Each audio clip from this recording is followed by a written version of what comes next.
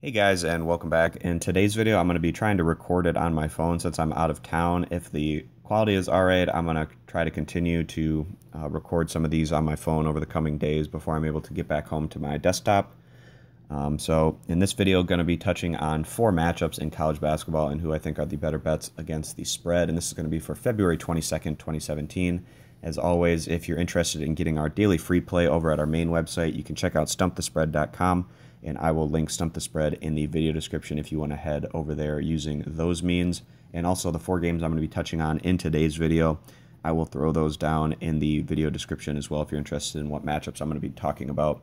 So starting here with Vanderbilt and Tennessee over in the SEC. Matchup here between 2 teams that have been inconsistent this year, but when they've been able to play their best have shown that they can compete with some of the tougher teams that they've gone against on their schedules. Vanderbilt bringing in a new head coach this year, head coach Drew over from Valparaiso. He's been trying to implement his system, and it seems like his team's finally starting to get a bit more comfortable in that system. And recently, Vanderbilt has actually been covering the spread for us in some pretty important games. Vanderbilt at home against Texas A&M recently, and then also in their last outing at home against South Carolina. Vanderbilt looked really solid as they were able to have a decent amount of success against what's a pretty strong South Carolina defensive unit. Vanderbilt earlier in conference play fell to Tennessee at home, and this is going to be a revenge game for them as they go out on the road and try to, try to dish out some of that, what they were able to take at home earlier in the year. We do feel like Vanderbilt's playing a bit better right now than they were back at that point in the year. And then, so they're going against Tennessee on the road here.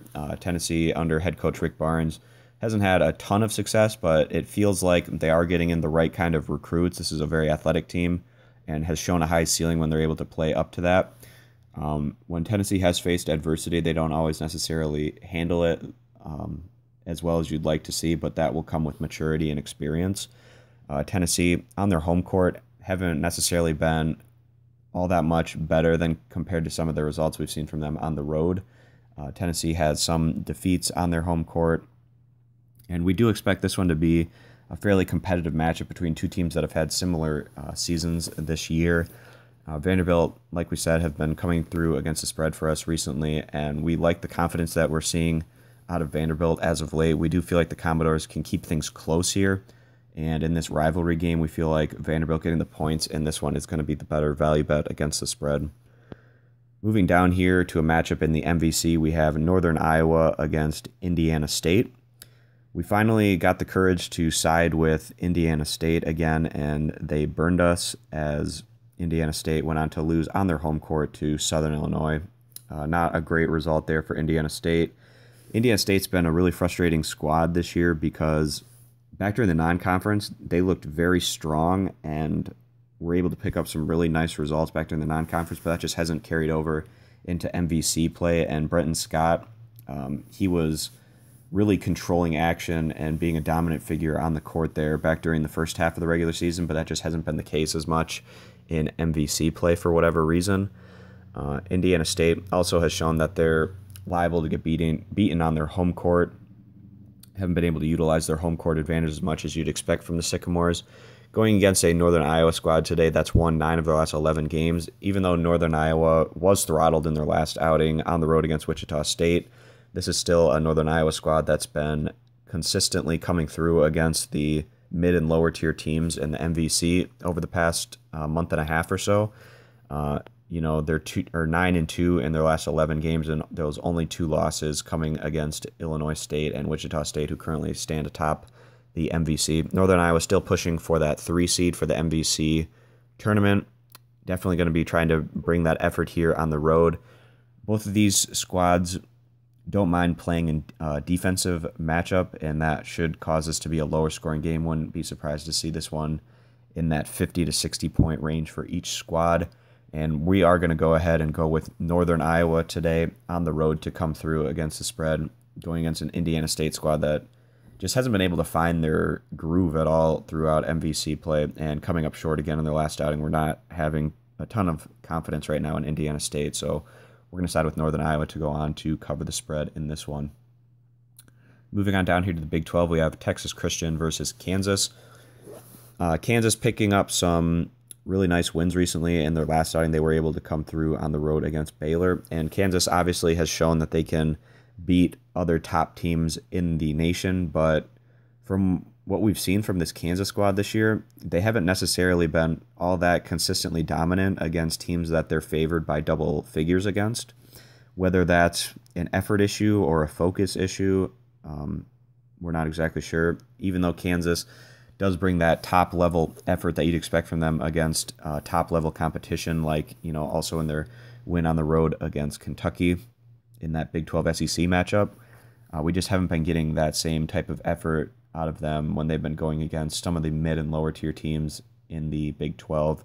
This has potential trap game written on it, even at home for Kansas, coming off that big win against Baylor and going against a TCU squad that Kansas probably doesn't feel like they need to put as much focus and effort into beating. Earlier in conference play, Kansas went on the road to TCU, and that was a very back-and-forth game that Kansas was able to just pull out through in the end. Let's see if I can find my spot. Like I was saying, so here we go. Texas Christian, they were able to compete very well with Kansas at home earlier in the year, and TCU looks like they're in the tournament right now, but very much on that bubble.